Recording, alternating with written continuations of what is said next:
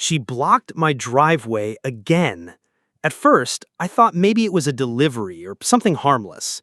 But when I pulled in from work and saw two massive moving trucks backed into my garage, I slammed the brakes so hard my coffee flew onto the dashboard. I jumped out. What the hell is this? A woman in a floral blouse, sunglasses on like she was about to direct traffic, waved at me from my front steps. "Oh good, you're home. We were starting to think you weren't coming back." I stared at her. "Who are you?" She scoffed. "I'm Karen, HOA president. I left you a voicemail. We're storing furniture here temporarily. Our clubhouse is being remodeled." I blinked, completely stunned. "You parked trucks inside my garage?" She smiled like she'd done me a favor. "You weren't using it, and technically, this falls under community resource use, Section 4B of the bylaws." I took a slow breath. "Karen, I don't belong to your HOA. This property isn't even zoned under your jurisdiction." She laughed. "Oh, sweetie, that's a common misunderstanding, but we've annexed these 5 homes into the community plan. It's all done. Paperwork's with the county."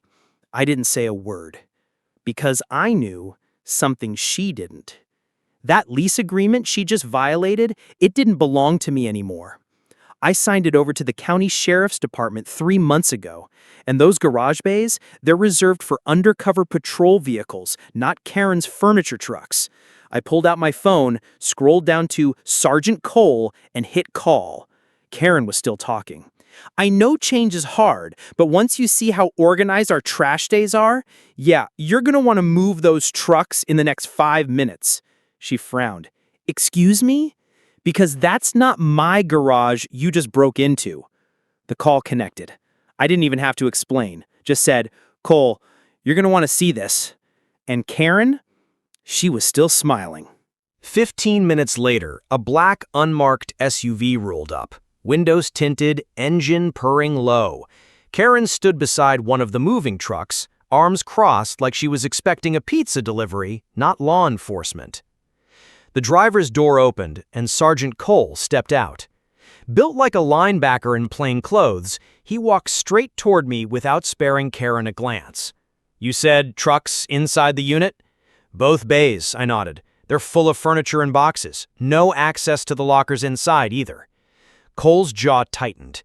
"We've got sensitive storage in there." That's when Karen finally clued in that things weren't going her way. "Excuse me," she said, stepping forward, plastering on her community leader smile. "This is a simple misunderstanding. I was told this garage was available for HOA use. Temporary use." Cole turned slowly to face her. "Who told you that?" Karen blinked. "I'm the HOA president. I approved the usage myself." "You approved access to county sheriff property?" he asked flatly. Karen laughed, but it cracked at the edges. "Look, I don't know who you think you are." Cole flipped open his badge wallet. "Sergeant Cole, I run operations out of this block, and you've just interfered with ongoing investigations." That wiped the smirk clean off her face. Her eyes darted from the badge to the trucks. I didn't realize. No one told me." I chimed in, "Maybe because it's not your property." She stammered, But the HOA owns this land." Cole stepped closer, lowering his voice just enough. "Do you want to try explaining that to the DA?" Karen's mouth opened, closed. No words came out. Just then, one of the truck drivers, probably a hired mover, peeked out from behind the trailer and spotted the badge.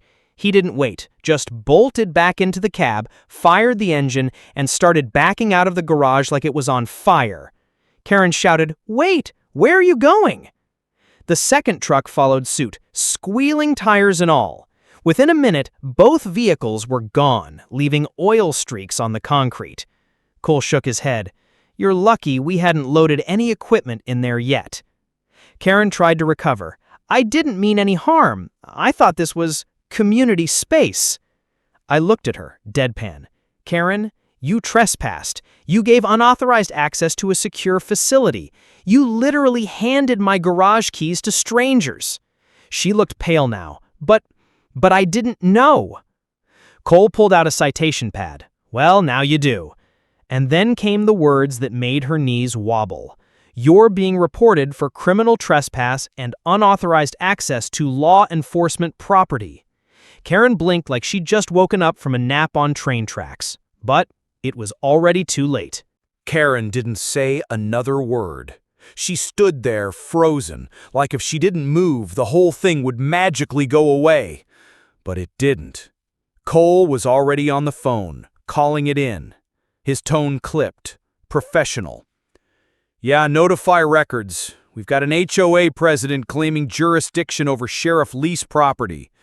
No, she's still on site." I leaned against my truck, arms crossed, watching her squirm.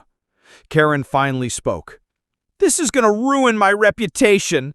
I run the holiday committee. I host the safety meetings. I fundraised for the playground." Cole hung up the call and looked at her like she'd just confessed to robbing a bank because she needed money for a bake sale. "Ma'am, none of that justifies what you did." She turned to me, pleading now. "Can't we just forget this happened? I can send cookies, a fruit basket." I stared at her. "You parked 2 moving trucks in a government-leased facility. You broke in, then you lied about owning the property. That's not a misunderstanding. That's entitlement on steroids." Karen's eyes flicked between us, desperate. "You said you didn't belong to the HOA, but we voted to include these houses last quarter. It's official." I stepped forward. "Let me guess. That vote happened without informing any of us?" She didn't answer. Didn't have to.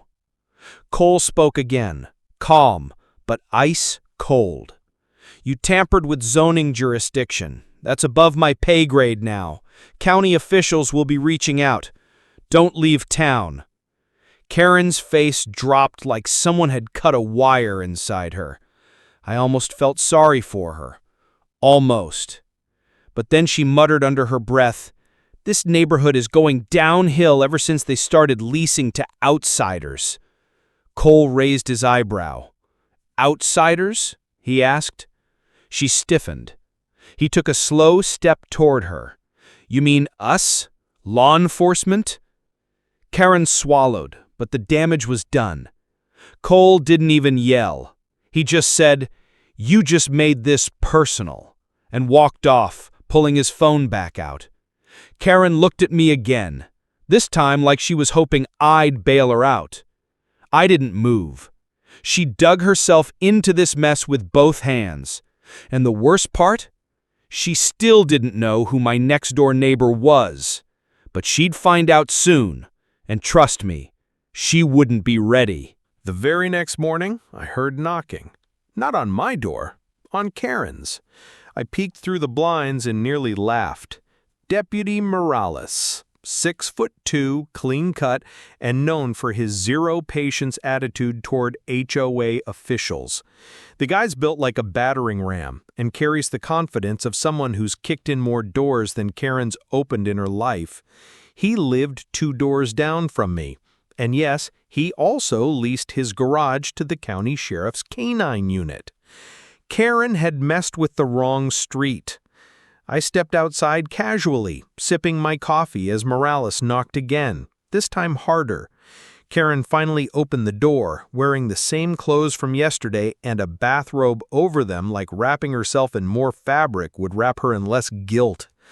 "I was just about to call someone," she stammered. "There's been a huge misunderstanding." Morales held up a printed form. "Not a misunderstanding. That's a court notice. You're being summoned for unauthorized access to restricted property and filing fraudulent HOA zoning paperwork." Her jaw dropped. He kept going. "Also, 2 neighbors have filed formal complaints, and I'll be honest with you, the sheriff isn't happy. You parked trucks inside a secure zone. You could have compromised operations." Karen's voice cracked. But it was just furniture." "And if you'd stored something dangerous?" Morales asked. "If someone got access to locker gear, do you even realize what could have happened?" "I didn't know," she shouted. Morales tilted his head. Didn't stop you from voting to annex property you didn't own. Didn't stop you from handing out keys like candy. Karen looked like she might faint. And by the way, Morales added, I also heard what you said about leasing to outsiders. His voice dropped. I was born 4 miles from here, served 12 years, 2 overseas tours. You think that makes me an outsider? Karen tried to backpedal. No, I just meant people who don't fit into the neighborhood culture. He stared at her. You mean people who don't follow your orders? She didn't answer. He handed her the notice and turned to leave. Court dates in 3 weeks. Good luck explaining all this to the judge. As he walked past me, Morales gave a nod. Nice shirt, he said, smirking. I looked down. It was a gift from my wife. Bold letters. Not in an HOA. Never will be. Karen slowly sank onto her porch step, clutching the notice like it might catch fire in her hands. And just when she thought the worst was over, my phone buzzed.